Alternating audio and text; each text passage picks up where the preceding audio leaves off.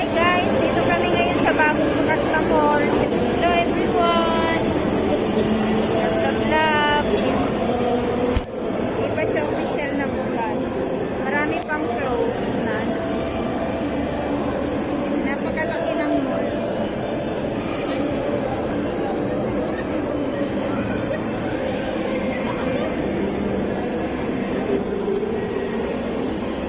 Yan ang laki ng mall na to. Yan.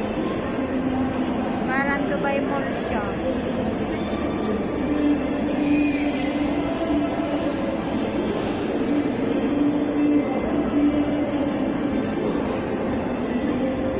Yan, dati wala kang makikitang mga babaeng ganyan.